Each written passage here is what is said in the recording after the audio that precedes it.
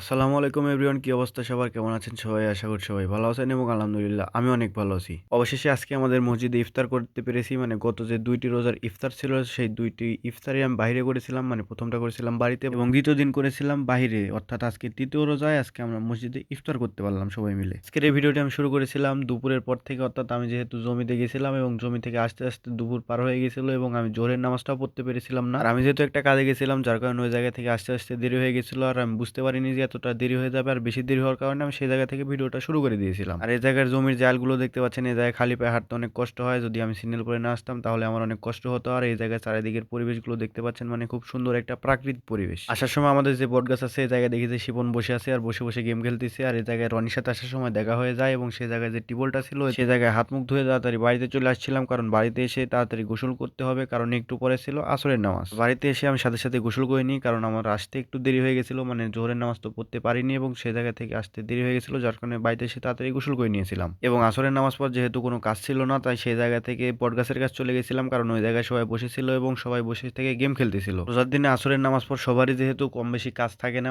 কাজ থাকে না বললেই চলে, যার কারণে সবাই যেহেতু একটু ফ্রি ছিল এবং সবাই এই জায়গায় বসে থেকে গল্প করতেছিল এবং কেউ কেউ ফোনে গেম খেলতেছিল। আর এই জায়গায় নাহিদের পকেটে জিশান মজা করে বালু দিয়ে দেয়, যেহেতু এই জায়গায় সবাই আছে, যার কারণে একটু মজা করতে গিয়ে এই জায়গায় নাহিদের পকেটে বালু দিয়ে দেয় আর এবং সবার স্যান্ডেলের উপরও বালু দিয়ে দেয়। আর পিছনে তাকিয়ে দেখি যে এই জায়গায় পিচ্চিরা নিজেরা গাড়ি তৈরি করেছে, যে মোটর আছে সেই মোটরে ব্যাটারি লাগিয়ে এই জায়গায় গাড়ি তৈরি করেছে, মোটর চালিত গাড়ি তৈরি করেছে। কিন্তু তারা যে গাড়িটা তৈরি করেছিল এবং যে ব্যাটারিটা ছিল ওই ব্যাটারি টেপ দিয়ে লাগিয়ে দিয়েছিল, কিন্তু টেপটা উঠে গেছে, যার কারণে গাড়ি ঠিক মতো চলতেছিল না, চললেও এক জায়গায় ঘুরতেছিল, যার কারণে সুন্দরভাবে আপনাদেরকে দেখাতে পারলাম না।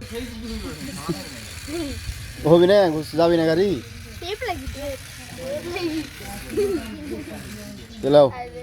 ইফতারে যেহেতু বেশি দেরি ছিল না, তাই সেই জায়গা থেকে বাড়িতে চলে আসি এবং বাড়িতে এসে শরবত নিয়ে সরাসরি মসজিদে চলে যাই। আমি শরবত অল্পই নিয়েছিলাম, কারণ একেবারে বেশি খেলে সমস্যা হয়, ইফতারের সময় বেশি খেলে সমস্যা হয়, যার কারণে আমি প্রথমে অল্প করেই নিয়ে যাই। যেহেতু আমার যেতে দেরি হয়েছিল, যার কারণে ভিতরে যে জায়গাটা ছিল, ভিতরে বসার যে জায়গা ছিল ওই জায়গায় ভরে গেছিল, যার কারণে আমাকে বাইরে বসতে হয়েছিল। এবং ইফতারের জন্য আমাদের প্লেটে দেওয়া হয়েছিল পোলাও, চিপস এবং যার সাথে ছোলা, খেজুর সহ যা যা লাগে সবকিছু এই জায়গায় দেওয়া হয়েছিল। এই জায়গায় বড় হয়েছিল এবং আমরা যেহেতু বাইরে বসেছিলাম, যার কারণে এই জায়গায় মুরব্বী লোক ছিল না, বয়স্ক লোক ছিল না, তারা সবাই ভিতরে ছিল। এই মুহূর্তে স্ক্রিনে যে বারান্দাটা দেখতে পাচ্ছেন এটা হচ্ছে বারান্দা, ওই জায়গায় সবাই আছে এবং ওই জায়গায় ভরে যাওয়ার ফলে আমরা বাইরে বসেছি। যেহেতু আমি বাইরে বসেছি, যার ফলে আমি ভিতরের ভিডিওটা নিতে পারলাম না, যার কারণে আপনাদেরকে দেখাতে পারলাম না। কিন্তু আমার যে আগের একটি ভিডিও আছে ওই ভিডিওতে ভিতরে জায়গাটুকু দেখানো হয়েছে, চাইলে আপনারা সেটা দেখে আসতে পারেন। এবং বাইরে আর একটা চট মেলানো হচ্ছিল, কারণ এই জায়গায় বড় ভাই, কাকু এবং যারা যারা পরে আসছিল তাদের জায়গার জন্য এই জায়গায় বাইরে আরো একটা চট মেলানো হয়েছিল। আর এই জায়গায় বসে বসে আমরা সময়ের জন্য অপেক্ষা করতেছিলাম।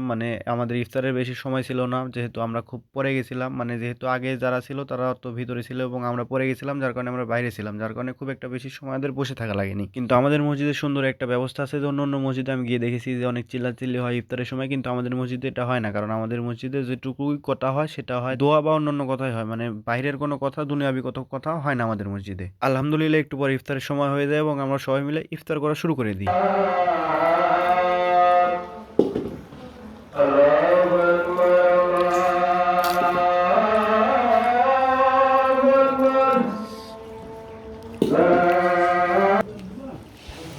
বিসমিল্লাহ।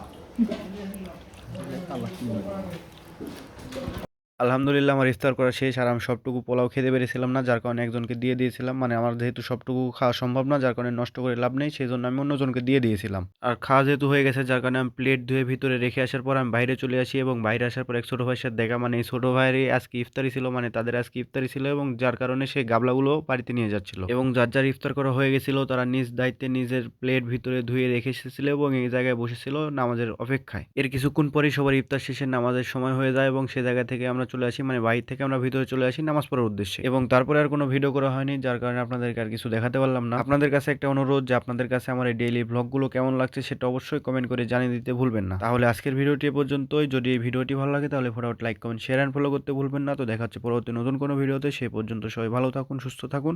আল্লাহ হাফেজ।